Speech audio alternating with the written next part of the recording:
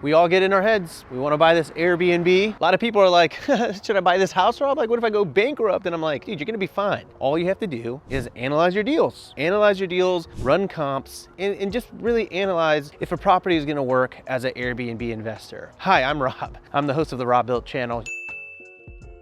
You might have seen my work previously. We built an A-frame. We built the A-frame. Seriously though, with all that said, I understand what it's like to have a little bit of analysis paralysis. I get analysis paralysis too, but that's why we create processes. That's why we run, crunch, and analyze the numbers over and over and over again to create a system that makes us feel a little better about investing in a property. And by the way, a portion of today's video is sponsored by Here Vacation Rentals, but a little bit more on them later. Is that a tree house? Oh my God. Speaking of sick Airbnbs, that tree house right there would be pretty freaking rad. That's awesome. A couple weeks ago on the channel, I casually threw out if you wanted me to do a deeper dive on how to analyze a short-term rental property and do, kind of run through the AirDNA platform, and many of you guys wanted me to do the deep dive on AirDNA. So we're gonna be talking about how to analyze an Airbnb investment. I'm gonna walk you through the AirDNA platform a little bit and just give you a little bit of my POV, because just even in the last 7 months, I think that's when I made the video, but even in that amount of time, my strategies and my POV and my insights and philosophies, they're always changing. Like, as a host, you have your own method for analyzing things, and the outlook on the industry changes because like the times are changing, right? Technology gets better. So for me, I just wanted to walk you through my model and just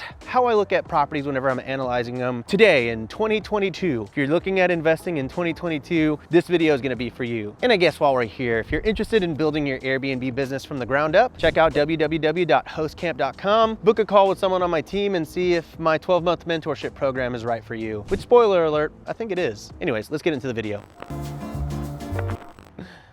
Oh, hi, I didn't see you there. I'm your host, Rob. So let's set the record straight on my POV here. It is really good to analyze a property, and it's really good to analyze it over and over again. But we get to the point where we really dive so deep into the numbers that we start getting analysis paralysis, and we start finding reasons to back out of a property. If that's ever happened to you, let me know down below, because I think pretty much every single person I know, if the deal works, like barely, then we're gonna start nitpicking every single aspect of that property and find reasons to walk away. So I just really want to say here that if you set a criteria, stick to it. And if the property that you're analyzing meets that criteria, then pounce. Because this market is absolutely insane. I mean, I haven't really been in real estate much longer than 5 years, so I don't really have much of a frame of reference, but based on all of the other investors that I know out there, yeah, this is one of the craziest times to be in real estate. And so if you wait and you hesitate, you're not going to get the deal. That's just the truth. I've put in hundreds of offers over the past year or two, and I've gotten probably 10 of them accepted max. Even for me, a pretty seasoned Airbnb investor, I still don't get all the deals that I want, because if you hesitate, someone is gonna steal that deal from under you. So TLDW, find a cutie, put a ring on it. I also wanna say that no matter how much you analyze your short-term rental, it is equal parts art and equal parts science. Analyzing a deal is not a 100% objective task. And a lot of us want it to be a very black and white thing, but at the end of the day, there's always gonna be some level of subjectivity. Is that a word? Subjectiveness? There's always gonna be some level of subjective nature whenever analyzing a deal, because yeah, I like looking at the numbers, but I also like to trust my gut a little bit. I've been doing this long enough to where I can look at a house, run it through AirDNA, and have a gut feeling if it's gonna be a good Airbnb investment or not. And that's a very subjective thing. I'm not gonna sit here and saying that I'm absolutely right, but as we grow as hosts and we learn how to do this, your instincts get better, as they should, because you're getting better at doing this whole Airbnb song and dance. So now let's talk about the general concepts needed for analyzing a short-term rental property or potential Airbnb purchase, right? So first of all, there are a lot of metrics and analytic tools out there. There's Mashvisor, Price Labs, AirDNA. Most of you guys probably know that I'm a big fan of AirDNA. I've been using it since the very beginning of my hosting journey, and I just find that for the most part, they're the most consistent and reliable. That's just one of the tools that I use to analyze a property, because there's still a little bit of homework that you're gonna need to do. My very first step, for example, is going into Zillow, Redfin, Truly, whatever you like to use, and actually assess the area. I like to see what the price points are. I like to see if there are a lot of hot homes out there, how inflated prices are, days on the market, and I just like to have a general understanding of price points for any given market that I'm considering. So once I've taken a look at those websites, then I actually go to Airbnb to do an audit of my competition. I wanna see, out of all the listings out there, is the marketing good? Are people taking professional photos? Is the listing copy good? Are calendars getting booked up? Are you in a rare gem hotspot? And what I mean by this is I like finding clusters of neighborhoods, and I like to see if many people in that neighborhood have that little blue diamond that says that that listing rarely has availability, because if I see 3 or 4 of those in a little pocket, then I know that's a really good location, or there's some kind of draw that's getting people to book that specific neighborhood. Do people have good interior design? Are they decorating with Target, IKEA, Walmart type of furniture? Are they really splurging on high-end decor? Effectively, I am trying to find out if my competition is really dialed in. And if they're not dialed in, then I get really excited because I know that I just have to go in and do my thing, you know, have a good interior design palette, make sure that all the components of my listing are up to par. And if I see that everyone in the area is lacking, or everyone in a specific neighborhood is crushing it, but their listings aren't very good, then I'm like, okay, I can step in and find my place in this spot. And speaking of listings, if you're thinking about hosting on Airbnb, if you sign up with my link down below, you'll get $75 after you host your first stay, which is pretty cool because we all love free money, right? So once I assess the area and I have a pretty good read on everything, then I start comping deals. And what I mean by comping deals is I start running comparables. I'll actually examine their calendars, extrapolate the data a bit, kind of get a good sense of how much I think they're making, and then make an educated guess on how much I think I can personally make, knowing that I can most likely outperform most of my competition. So this is where it gets into that art versus science thing, because we can objectively look at the data, but then from a subjective standpoint, we sort of have to place a bet on how well we think we're gonna stack up against everyone else. Now, when I'm running comps, I typically use AirDNA to sort of do my initial temperature check. So why don't we go in the studio, let's run a couple deals, and I'll show you exactly how I do this. And now a quick word from today's sponsor, Here Vacation Rentals. If you follow the channel at all, then you know, obviously, I'm a really big fan of Airbnb and short-term rentals in general, because they're one of the highest yielding asset classes in all of real estate. Now, a lot of you want to get into the short-term rental game, but you don't necessarily want to overcommit and buy a house. You want to start small. You want to take little baby steps. Well, that's where Here Vacation Rentals comes in. For as little as $100, you can invest in a short-term rental the same way that you would if you wanted to buy $100 in Tesla, Apple, Netflix, all those different kind of things. You can do that now with short-term rentals. Well, Here actually will go out, they'll buy the property, they'll fully manage, run it, do all that kind of stuff so that you can just sit back, live life. So here's the really cool thing with Here Vacation Rentals. When you invest in a property, you still maintain economic rights to that property, meaning you receive benefits like potential net income, tax benefits, and appreciation. They're about to launch, and I genuinely like them a lot. They're good people over there. So if you want to invest in Here Vacation Rentals, I'll leave a link in the description down below so that you can join the waitlist and be the first to know when you can jump in. Now back to the video. So we're back in the studio where there are no cars coming by every 10 seconds and no neighbors that are like, is that guy filming on my sidewalk? I haven't broke the news to my neighbors that I'm a YouTuber of sorts. I knew I was born famous, a superstar. So basically, here's what we're doing. I have not cherry picked any of these deals. I'm having them sent to me so I can have a blind, unbiased perspective. So we're gonna analyze a few properties here pretty quickly. Just know that just because I'm analyzing like these, they're random, all right? So I'm not saying like invest in these towns, like don't feel like, oh my gosh, he's giving us a hint here. It's a secret. Just completely random from all over the country. Okay, got it, cool? If you're watching this far, you like the content, I think. Why don't you analyze the like button down below by clicking it and turning it blue. All right, thanks. All right, let's hop in. So many of y'all know that I have a little fancy schmancy model here, and this is really what I use to analyze most of my properties. It is available to download for free. So this is basically where I input all of my data. It's this easy. You don't have to overcomplicate it. I mean, again, there's no right or wrong here. Everyone has their own personal preference and style for analyzing a deal. I've used this spreadsheet thousands of times, and it works just fine.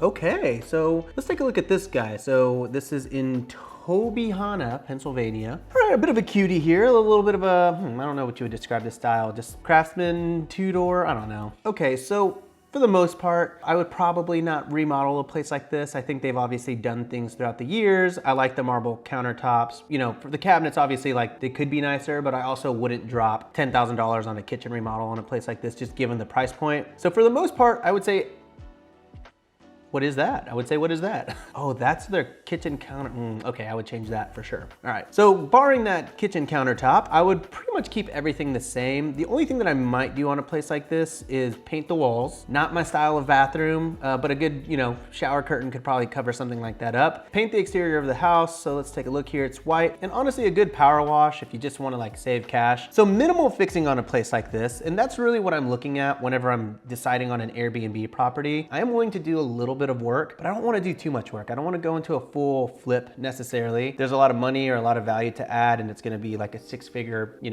value add. Then sure, I might consider it. But for the most part, especially at this price point of $285,000, I'm trying to spend as little as possible to get this Airbnb up and running. So for me, what I'm looking at in my scope, I want to do things that are very light. So this will be painting walls, painting the house, changing the floors, and that is about it. I don't want to do a kitchen or a bathroom remodel. For the most part, I'll skimp out on the bathroom. I'll just put like a shower curtain to cover up like an ugly shower. I try to spend less than $15,000 on a deal. Now I will say that I get a lot more in-depth and nitty-gritty into these concepts in Host Camp, and I actually show you like number for number how I'm doing this. But I wanted to give you a quick overview of how I'm using the AirDNA platform to really level up how I analyze properties. Now, if you want to support this channel and you want to sign up for AirDNA, be sure to sign up with my link down in the description below. I get a little something for it, and in return, I can continue to make free content for you. So next thing we're going to do is we're going to actually pop this property into AirDNA. So basically what you're going to do here is you're going to pop in the address, and then you're going to make sure that the bedroom and bath count is correct. So we can see here on Zillow that it is a 4-4 and it's 2,200 square feet. So my rule here is that I'm willing to put at a minimum, mostly maximum, 2 people per bedroom. So that's like 2 beds, 2 people per bath. So right there, that's gonna tell you if there's 4 bedrooms, I can put a minimum of 8 people in that house, especially if it's 2,200 square feet. But my other rule to counterbalance this, to make sure that there's like a quality to your short-term stay, is that I only let a maximum of 5 people per bathroom stay. So that means if there's 4 bathrooms, then a maximum of 20 people could theoretically stay in that short-term rental. However, as you can see, this short-term rental is 2,200 square feet. So we know that 20 people can't fit there. So for the most part, I would say this place can hold a minimum of 8 people, but probably a maximum of 12. Now, every single space is different, so obviously your mileage may vary. So like I said here, we're gonna go 4 bedrooms, minimum of 8 people, and that actually comes out at $106,000. So I like to walk it up here and go to 9 guests. So if I'm 8 through 12, I'm gonna check out what every single one of those brings. So 9 guests is 105, 10 guests is 105, 11 guests, 105. So there's not really gonna be a change in income going all the way to 12 people. There's a little bit more, I guess on the 12th person you get 106, but if you recall, on 8 guests, we're still gonna be at 106. So there's not gonna be much of a financial incentive to stick 4 more people in there. So for me, I try to sleep the least amount of people and yet be the most profitable. And in this instance, 8 people is technically the most profitable. And even if like 10 people was $110,000, yes, that is more money technically, but I'm also gonna spend more money in utilities, in wear and tear, in sheet and towel replacements. So there's a little bit of a sweet spot here. Now, one of the other things that I want you to keep in mind with AirDNA specifically, and this goes, with all the other metrics tools out there, is that they're an aggregator of data, basically, right? They're using algorithms to determine what that nightly rate is, what the occupancy is gonna be, and it really just gives you sort of an average of what other people in that market are making. So for me, whenever I'm popping the address into AirDNA, I really don't get too excited or too bummed out by what that number is, because I know that it's an average. So I know that if it's a really high number, well, for me, on average, I perform better than the typical host, so I know that I can always beat that number. But also if it's really, really, really low, and I'm looking at different comps and other people in the area, and I see that they're charging a lot of money, then I know that Airbnb is just kind of giving me that average or that median price point, and I can likely just totally crush that number. So really, I would not live or die by this number. I would use it as an initial feasibility test, and there are a lot of other tools here that we'll get into here in a second. But for the most part, obviously $106,000 on a $285,000 property is amazing, but now we have to actually go in and verify the comps. Now, there are a couple ways we can do this. Typically, from this point, I'm gonna actually go to Airbnb.com and I'm gonna look at Tobyhanna, Pennsylvania. And I'm just gonna leave my dates open here because if you put in specific dates, Airbnb is only gonna show you places that are available for that specific date range. So always leave that blank. And then for your number of guests, I try to find places that accommodate, let's say for in this instance, 8. Now you can put 6 or 7 if you want, but I wanna find comps that very closely match this house that I'm considering buying, which honestly, I might by the end of this video. All right, great. So now we wanna go even deeper into the filters here. Go to filters, go to beds. So we know it's a 4 bedroom, 4 bath, and now it's gonna narrow it down even more. And then what you could really do, you can actually copy and paste an address into Airbnb. Great, so you can see right here, that's where it is. So now we're gonna look at places in the area, and I try to find places kind of in the radius here, if you will. There's a listing here for $543. There's another listing here for $563 a night, $1,600 a night, $1,643, $713 a night, $1,700. I don't understand. I've never heard of this place. Maybe this is like the next great big secret in Airbnb that I'm just divulging to all of you, but let's take a look here. So this sleeps 18 people, Poconos. Oh, it's by the Poconos, that's why. Poconos is a very, very popular place. Now, when I'm actually running an analysis, there are a couple of things that I'm looking for. As you recall, I try to size myself up against similar competitors. So if this house is significantly nicer than the house I'm considering buying, I have to take that into consideration when I'm analyzing a deal. So this house, for the most part, it's hard to get a read, so let me take a look. They have a hot tub, so obviously there's an advantage there, and a deck. Interior-wise, I would argue that they're probably not that much nicer. I would say it's pretty on par. In fact, it's a very empty house, so already I'm like, okay, this is a great place to jump in. They've got no art, they've got a super cheap mirror here, and they've got like, like paintings they got from TJ Maxx, but nice stainless steel appliances and everything like that. So next thing I'm gonna do here is I'm gonna actually look at their calendar and see how booked up they are. Right now it is January 18th, and we can see here that really for the next month or so, their first booking comes in, they've got 2 days booked for February, March is wide open. So not only am I seeing if they are a similar quality, but I also wanna see their ratings and how many reviews they have, because if they have no reviews, then they could have just made that listing a long time ago and never actually booked. So I'd like to see something that has at least 25 reviews. That would make me feel better. 50 makes me feel like really great. If a place has 50 reviews and I know that it's running pretty smoothly as an operation, this has 81. Obviously, the more reviews and the more people with a lot of reviews, the better, because then it's a relatively established area. 81 for me checks the boxes, 4.77 rating. So they're booking, but people aren't loving it because there are things that they could probably work on. I have a couple properties with similar ratings, and it's not the end of the world. So jumping in here, I want to start to see now, I know the Poconos is probably a winter market if I remember correctly. So I just want to see how they're booking out for the next couple of months. And honestly, I don't really see much. Like, they're completely open. But what's interesting is that they jack up that price to $1,400 a night, $925 a night. And one thing that I want to note here is that they're charging $250 for cleaning. But for the most part, I don't see a lot of bookings on this place. So that's interesting. So next thing that I want to go is like, all right, they don't have a lot of bookings. So are they an actual full-time Airbnb? So one thing I'm going to do here is I'm going to jump down to the bottom, and I want to just like look at the reviews and see how recent the reviews are. So Tim here left their review January 2022. Then their next review here was November, October, August. I'm kind of unclear if it's a full-time Airbnb rental. Could also be like their personal home that they rent out on weekends, or a second home, a vacation home, something like that. So this to me is not really like great proof, but that's fine. That's just one of many listings that we're going to look at. Then we can jump into this. Similar quality. Okay, it's 24 reviews. It's just under the 25. I'll allow it for the sake of this video. 4.5 here, right in the neighborhood. Again, it's a nice big house and it's cute, but for the most part, I would say from a quality standpoint, yeah, pretty on par. It's got a nicer bathroom, nicer tub and all that kind of stuff, but definitely not too far off from my property. Well, my soon-to-be property, I guess. Okay, so now let's take a look. They're charging $561 a night, pretty similar price point. So we can see here in January, they've got 2 nights booked. They're charging $626 a night. So that's kind of an interesting thing here. At that price point, you don't have to really book that many days to really rake it in from a cash standpoint. So looking at February here, 1, 2, 3, 4, 5 days is what they have booked. So they have a minimum of 5 days booked here. Because of these little grayed out days here, I think it actually might be a few more days. Let's just say even 5 here, 5 at $561 a night is $2,800. They've already booked $2,800 at a minimum for February, although I think it's a little bit more. March, April, May, June, they have a couple. Oh, okay, they have a couple here in May too. Few days booked in July, all that kind of stuff. That's okay. Like, I would love for their calendar to be a little bit more booked up. Not a big deal because, even for me, Casita Conejo is a really, really great performing Airbnb, but a lot of my bookings come in last minute. So that could be the case here. But overall, I'm not seeing a super strong calendar. Do want to keep in mind here that it is a 4.5-star rating. So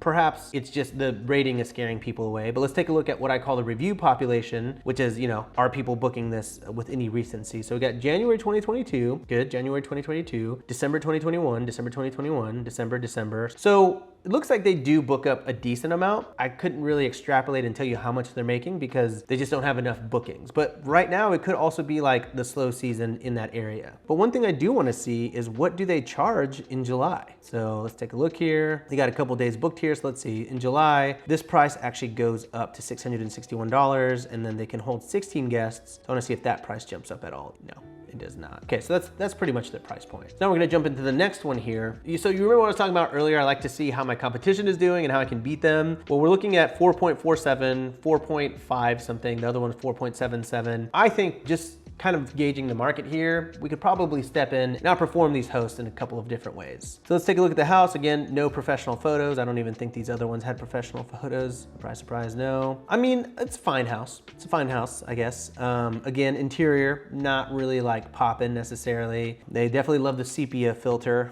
on their calendar. Okay, fine kitchen. That's the only real redeeming quality I see so far. The double fridge. I mean, they can host a lot of people as my guest. So let's actually take a look. Is that a double kitchen, you know? 18 beds, makes sense. They can host 16 guests. It's 9 bedrooms, 4 baths. I can see why it's $1,600. And honestly, sad to say, they might even get that price. So let's take a look. So just looking at February, for example, 1, 2, 3, 4, 5. Let's see what their price actually is in February though. 1,500, 1,500, 1,500. Okay, so it looks like their price is pretty consistently $1,500. So just in February alone, they have made 1, 2, 3, 4, 5 times 1,500, 7,500 bucks. So if they just book 5 more days in February, they would make $15,000. And I'm pretty sure they're probably gonna book those other 5 days. Because just right now, they've got another day here booked in January as well. And then in May, they've got 3 days booked. And again, like I don't expect this to be completely full just because of how expensive it is and it's not super nice. But so far, that's like a pretty encouraging like number right there. Moving on here, new, huge 14 acre, 5,000 square foot estate, heart of the Poconos, $713 a night. And it looks like they've got, yeah, 1, 2, 3 days booked here. So 2,100 bucks just in the end of January. February, 1, 2, 3, 4, 5. A lot of people just booking 5 days in February. That's pretty funny. At 600 bucks a night. I do want to see, let's see, they can hold 14 guests. I want to see if their price changes with that. Goes up a little bit, 663. Then we can start to see here in May, it fills up and they only book out 3 months in advance. And it looks like either their June, July, and August is booked or they're staying there personally. My guess is they probably stay there during those months. I'd like to see a little blue heart gem on here, but it seems like it's pretty rare. So now let's go look at the review population. It's January right now. They only have 2 December bookings, 4 November. Okay, they've got a lot of Novembers. Okay, so it looks like they might have just had a really big reservation in December. They might have stayed there themselves. Here's where we get into like a really nice house. 5 stars, 22 reviews. Let's take a look. I mean, like this photo, like, dude, just pay like a neighbor to go out and take a photo on a camera made after 2002.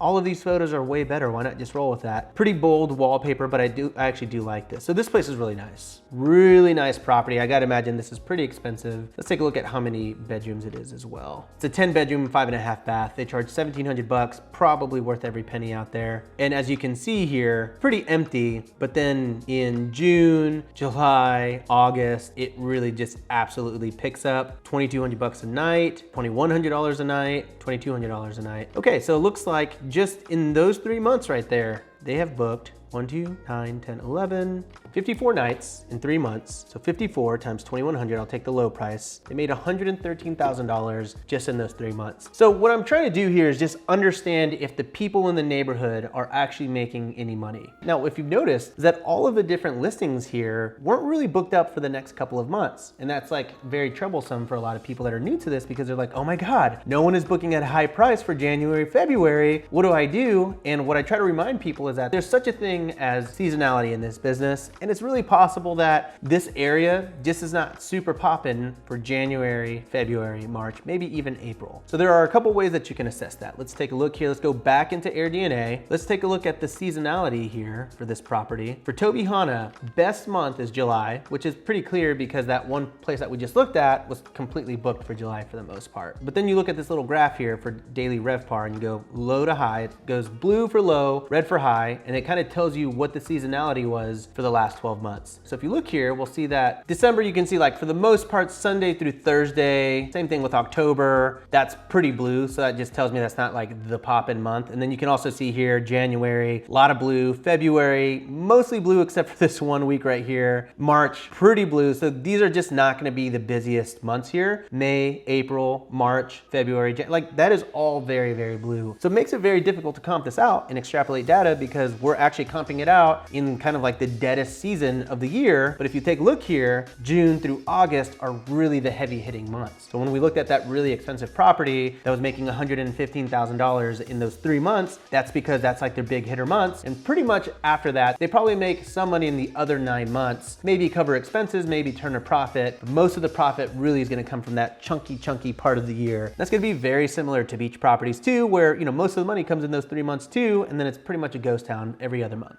So now we'll hop back into the rentalizer on this guy. Now, one of my favorite tools here, and I think this is a new addition to the rentalizer, is that it actually shows you how much the actual rental income and how much your gross revenue has grown in the last 2 years. So you can actually see in January of 2020, if you would have ran this through the rentalizer, it would have told you that you would have made $55,000. And then if you kind of follow the trajectory here, if you were to run it into the rentalizer on every single one of these months, it keeps going up until we get to 2021 here, and then it really starts moving. And you can see here in August of 2021, it peaked at $109,000. And that's how we've ended at this $106,500 estimate. Now, this is always gonna be moving because obviously AirDNA is aggregating new data, and the pandemic and seasonality and all that kind of stuff has really just changed rates. So it helps give you a bird's eye view of how much the, not appreciation, but how much the revenue is growing year over year. You can see here in the last year, it's grown 23%, meaning if you bought it today versus last year, you would have made 23% more this year than you would have last year. And that's a really useful tool here in AirDNA that helps me assess if a property is worth investing in, because yes, I do want it to make great money, obviously, but I also want to just know that that area is growing year over year from a revenue standpoint. Is it appreciating? Are people traveling there more? Are hosts charging more money and making more money? And all of those different things factor into if this investment is worth taking or not. And then same thing here,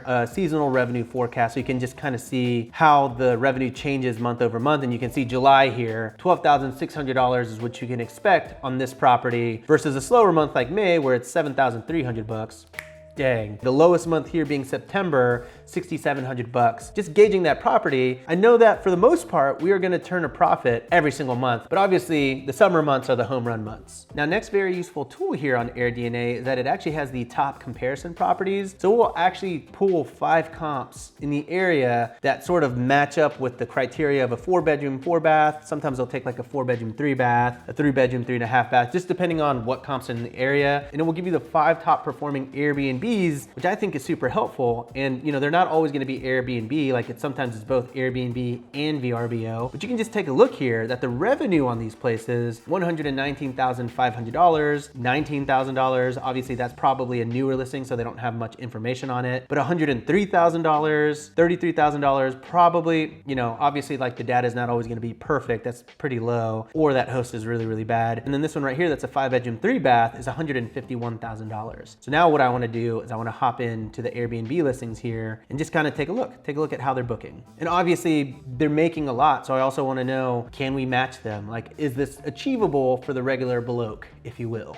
So this place, definitely cute, but honestly, like they got textured walls and ceilings, but they did a really tasteful job with the actual interior design. Nice floors, really great backyard setting, beautiful decor. They have taken lemons and made lemonade out of their house. So this house, pretty much perfect. Like if I were buying this, wouldn't change a thing. So now I want to see, even for a place like this, that's a top performer, and I want to see, okay, on this place right now we are in January, I can expect them to be in the $8,700 to $8,900 range. So let's take a look at their calendar here, $301. That's going to show you the lowest price point on their calendar. We got 99 reviews, a 4.93, so really just an awesome comp to be looking at. And we can see here that their January is fully booked up, meaning that just on the final 12 days of the month, they have made, well, it's actually 13 times 301. They're at $3,913 just for the last 13 days of January. If they booked out the entire place at even the low price point of $301, then they would have made $9,300, which is, not too far from this $8,700 forecast that AirDNA put in here. I don't want to extrapolate because I don't know if they booked the first couple of days here. So let's take a look at February. February has 28 days and they only have 4 days unbooked. So I want to see what prices they're booking these at. Let's see, $395, and that's just that one guest. And then they've got 6 guests. Let's see if that increases the price. Okay. We got the blue diamond here. Very, very nice to see. And then we can take a look here, see if the prices change. $238. So it looks like during the week, they're booking at $212. In April, $263, $288. So really, I guess that's their weekend pricing, maybe the 300s. Yeah, $389. Okay, so let's take an average then, including, let's say it's like $250 to $275. So just looking at their February though, let's multiply, let's see, 24 times, let's call it $250, just to be conservative here. And they've made $6,000 so far for February. They've got 4 more days where they can still make a little bit more. And $6,000, obviously I'm extrapolating a bit here. I'm moving quickly because it is YouTube, but $8,900. So I'm off a little bit, but also they might've charged more for those weekends and everything like that. Then we get into March, we see that they are starting to book, but remember March, April, May, those are all kind of dead months. And then we get into June and July, and this is really where those prices, I imagine, are gonna start going up a bit. 432, take a look at their weekend rate, 578. Let's take an average day. Average is going to be 497. And we know that for the most part, July is probably gonna book at a 100% occupancy. So 497 times, let's call it 30 days, $14,900. So let's take 497 times 30 days, $14,910. And then we know that for the most part on their peak season, they're booking pretty close to 100%, but maybe not quite. So we'll multiply that times 3. In 3 months, they will more than likely make around $44,000 to $45,000. So there's a lot of different ways to extrapolate this, obviously. But now I want to go into the review population, just make sure January, December, December, December, December, December, December, December, December, December, December, December, December, December. Wow, they hosted a lot of people in December. So this is what I like to see. I like to see a pretty populated set of reviews here that show me that people were booking this place even in the slow season. So again, this place is really nice, definitely nicer than the place that we're looking at, but I can see how a place like this is making $120,000. Then we go into this place right here. They charge $421 a night. Cell phone photos, it's very dark. These photos are very bad. This is very cabiny. This is like very Poconos-y, if you will. 96 reviews, 4.98. People like it. Looks like their January is a little slow, but their February seems to be doing okay. They're about 50% booked, $470. Rare gem, meaning that they're probably booked 90 to 100% of the time. I want to jack this up to 8 guests. I want to see if their price changes. No, so they are pretty much consistently booking at 470 in those slow months. Now let's jump over to July. Looks like based on this, they only book 3 months in advance. Personal preference.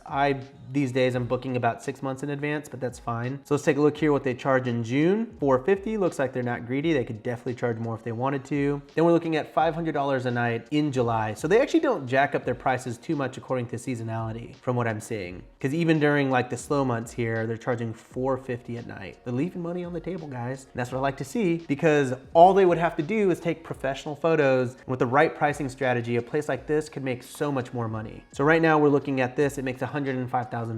I believe that. I believe that based on what we've seen. Now we'll take a look at this last one right here. Okay, so 4.97, 65 reviews. New, I don't know if it's that new, if it's 65 people have stayed there. They're charging $291. Looks like they've got a couple bookings here in January. I want to confirm that $291 is actually what they're booking. See, that's $333. Let's see what their weekend pricing is. $460. Cool. Looks like they're relatively open. I mean, they don't look like a premium property to me. There's a lot wrong with this place, starting with the photos. Oh my gosh, we need to get into this market, guys. Just let's take some professional photos. We can win. We can beat these guys. Cute house though, has potential. From an interior standpoint though, about on par with the house that we were looking at. They've even got popcorn ceilings, old oak cabinets. So really not too much special about this house other than the fact that it can hold 16 people, which is probably why they can make the money that they make. Now, it says that they book for $151,400 a year. Seems a little high to me, but maybe. I mean, I don't really know. AirDNA might know more than me. But let's just take a look at their July pricing here. 517, 555. Then I want to go to their slow season really quick. 351. So throughout the year, it looks like their average is like $425 just off the top of my head. So $425 at an 80% occupancy gives you $124,000 a year. This place says that it's $151,000. So obviously that's a pretty big deviation, but we can see for the most part that I think $106,000 is not really that outrageous for this property. So we've analyzed the heck out of this property. I don't know if we have time for 3 properties like I thought, because I'm relatively certain that just analyzing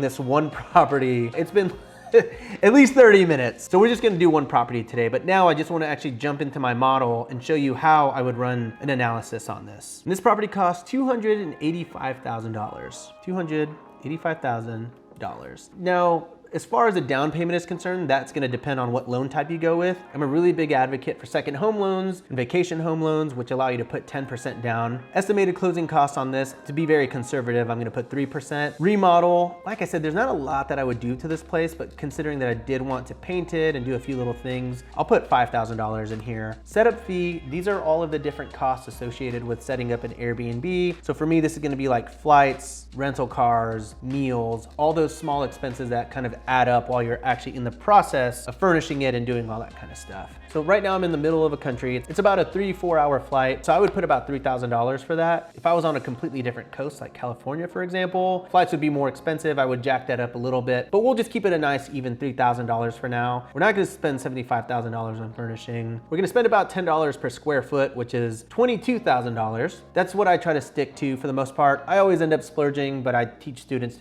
to budget for $10 a square foot. If it was a more premium and luxury place, I'd spend more, but it's not. So we're gonna try to keep it hopefully lower than $22,000. Seller credit, if you can negotiate any kind of seller credit or anything, that's always gonna be nice. But let's just say that this is a very cut and dry deal, so we'll put 0. So estimated cash to close is the total number, furnishings, closing costs, down payment, setup fees, legal fees, all that kind of stuff. This would be like what my attorney charges me for like LLC formations and any legal work that I would need. So total, we would need $67,800 to like close on this property and get it set up on Airbnb. So right now, interest rates are fluctuating. I would say you could probably get like a 3.5% on a second home loan, depending on your credit. So I don't think there was an HOA on this place, if I remember correctly. Oh, it's an annual HOA fee of $155, so I guess like 15 bucks. PMI payment, all that kind of stuff. So your monthly payment on this is gonna be $1,618. And then we're gonna go back to AirDNA here. It's gonna say $461 a night at a 63% occupancy. So $461 a night at a 63% occupancy. Now there are a few other costs here that we're gonna go through. We've got the booking platform fees, so this is the 3% that Airbnb takes. And then we've got fixtures, furniture, and equipment replacement. I kind of calculate that into the maintenance. Feel free to pad this however you want to. I typically don't spend more than 4% on maintenance every single year. I've just been very lucky. That's been my yearly average for the last 4 or 5 years. That's not true. That's a lot higher than my yearly average. But for those of you that like to play it safe, I would put between 4 and 10%. Really just depends on how much you like to pad your estimate here. And then if you have a management fee, this is really if you want to pay a management company to do that. You can put 15%, 20, 25, 30. That's going to be pretty standard for a management company. But here at the Raw Built channel and in Host Camp, we talk about self-managing because that's what we do, guys. We don't pay people 30% to manage our short-term rentals because that is a ripoff. Not gonna pay for that. Just kidding.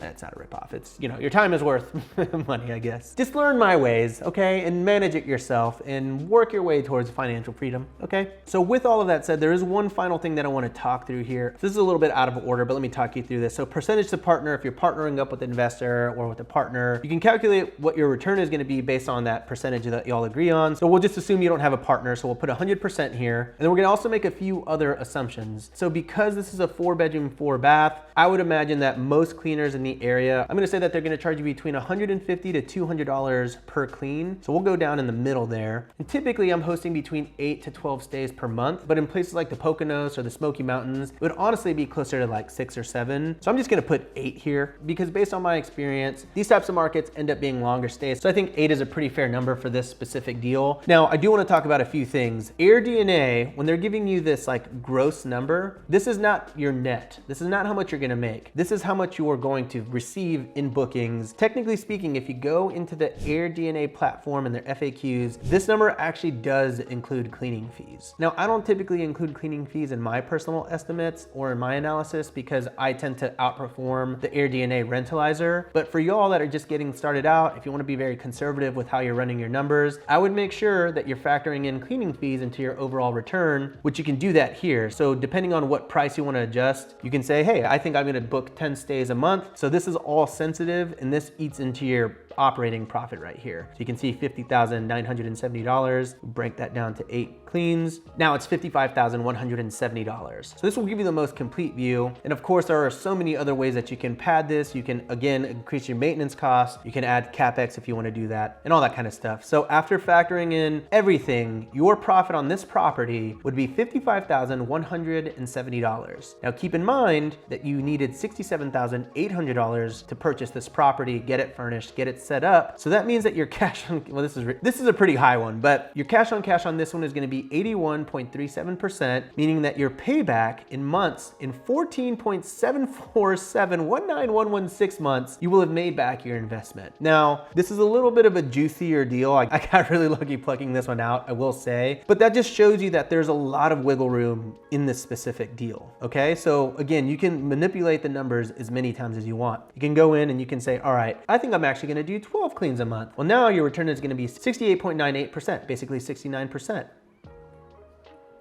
Nice. Anyways, and then you can also say, I don't think I'm gonna book for $461 a night. I think it's gonna be closer to $300 a night based on that property. And I think it'll be closer to 55% after looking at similar comps. Great. You can kind of adjust and play with this model and it will help you see how much you can possibly make. Now, I think that's pretty low. I actually think it would be closer to like this 300 to 375 number. And I think it would be probably closer to 70 to 80%. I aim for 80%, but even here, you can see at $350 a night, at 70% occupancy, we're looking at a 46% return. Now for me, my bare minimum to really consider a deal that I'm gonna make an offer on is I want a 20% cash on cash return. That is about twice as much as you're gonna make on a long-term rental and about twice as much as you're gonna make in the stock market on most years. So for me, the fact that I can beat long-term rentals and the general stock market by a factor of 4.6 is pretty enticing because this deal still works at even a 65% occupancy. It still works at a 60% occupancy, and it still works at a 55%. Well, yeah, it pretty much works at a 55% occupancy. Look, would I like to get $106,000 per year and get a 68.98% return, which is basically 69%? Yes, of course I would. But when I'm teaching my students and everyone that watches the channel, I want you to pad it a bit so that you can insulate yourself from like not making the return that you want to make. Just be super happy if you can actually make it all the way up to a 70% cash on cash return. I think it's pretty unrealistic to expect that out of your deals. I know people that want 50, 60, 70, 80, 90, 100% cash on cash return. Let's not get greedy, but really run the numbers, run the good, better, best scenario, and decide what works for your investment strategy. Oh yeah, and there's a couple other things here on AirDNA that you can even like really get into the nitty gritty here. You can actually even look at the occupancy rate here for the property. And I think that this is for the last 30 days here. The number of book days divided by the total number of days available for rent in the last month. So 42% was the occupancy for basically all of January. You've even got things like the booking lead time, which is basically the number of days in advance that the average reservation was made for stays occurring in the last month. And then booked properties. There were 529 booked properties in this entire area. And then you can actually see how you stack up to the 25th percentile, the 50th percentile, the 75th percentile, and the 90th. So you can say, hey, I think I'm gonna be an average performer. You can see where your occupancy rate would stand against the 50th percentile for every single month here. So you can see here in February of 2021, you would have been 57%, in July 2021, 81%. But then like for me, I'm more of a 90th percentile kind of guy. So for me in my listings, like that's where I usually stand. And I can see that these places are pretty much booked 87, 97% of the time, 96, 96, 96, 93, 94, 97, 100%. So you probably don't want to do 90th percentile if you're kind of new to this. I think 50 and 75th percentile is going to help you. If you've locked down a really nice property and you've watched all my YouTube videos and liked them and hit the subscribe button and left me a comment and enrolled in host camp, then I'll let you do 75th percentile. So there are a lot of really cool tools that you can use in AirDNA. Now I do want to say that out of all of these tools, the rentalizer is free. So you can actually like put in the address. I think you get like 50 to 100 free searches or something like that. But if you want to unlock all of these different things like occupancy rates, revenue, smart rates, pacing, all that kind of stuff, there's a subscription fee for the market that you're looking in. Now here's where I gotta say, like, don't be cheap. It's like anywhere from like 30 to 40 bucks, I think. And I really don't want you to cheap out here because it's like, if you're buying a $285,000 property, you're gonna spend 67,800 bucks. I think, correct me if I'm wrong, I think you could probably afford 40 bucks to really solidify your analysis and really find out if this investment is gonna work for you. And that's it. Oh my gosh, I'm so sorry, Caleb. You're gonna have so much fun editing this cute little 10-minute video. There's so much more that I could say about this, and I might make this a series on the channel. If you want more AirDNA and more analytics goodness, let me know in the comments down below if like there's a good response. As you guys know, when y'all want something, Rob Built delivers. But like I said, yeah, yeah, there's so much more that I could say that I want to say, but I know that this is probably the longest video that will ever have made it onto the channel, is my guess, or YouTube. If you have any questions, let me know in the comments down below and I'll do my best to get them answered. So yeah, that's how you analyze a property and pick it apart and look at competition and see how you stack up against them. And I know it wasn't super nitty gritty on comping out 3 or 4 different properties, but I actually think it's pretty useful for me to just walk you through my mindset, my POV, and like exactly how I look at properties more than the actual like calculating. I have a couple of other videos on the channel that talks about that, but this is like my actual philosophy for analyzing a short-term rental investment. So if I missed anything, I'm sorry, I did my best. Remember, if you want to join my mentorship program, there's a link in the description down below for you, hostcamp.com. And this has been going on for 1 hour and 6 minutes. I'm sorry. I'm sorry, bro. That's it, everybody. We'll catch you on the next episode of Raw Built.